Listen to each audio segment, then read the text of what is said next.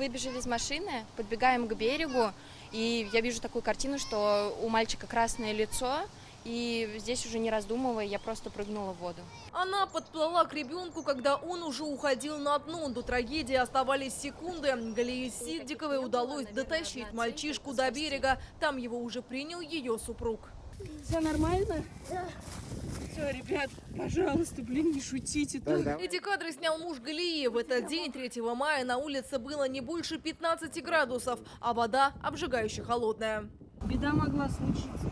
Как выяснилось, двое второклассников, живущих в 3 километрах от озера, решили поплавать на надувном матрасе. Один из них в какой-то момент упал.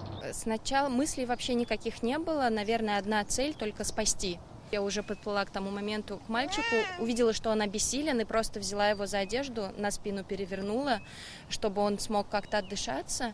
И мы плыли уже назад. Было, конечно, тяжело от того, что вода ледяная, как-то она сковывает очень.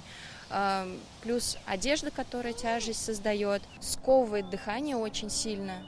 При этом на пляже были десятки отдыхающих, но на помощь никто из них не пришел. Историю человеческого безразличия Галия рассказала в своих соцсетях. Тогда о ней и узнала главный редактор телеканала Russia Today и учредитель премии имени режиссера Тиграна Кеосаяна Маргарита Симонян. А вам спасибо, что вы такая, что вы такой добрый, щедрый, великодушный человек. Поэтому, собственно, и спасли других.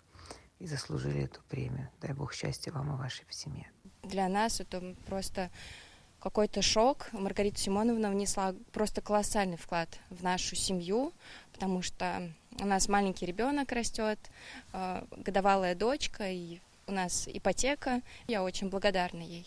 Премия была учреждена в этом году в память о режиссере Тигране Кеосаяне в размере 1 миллиона рублей. Ее вручают людям, которые приходят на помощь, порой рискуя собственной жизнью. Ее получали боец СВО, дворник из Санкт-Петербурга, поймавший выпавшего из окна ребенка и другие.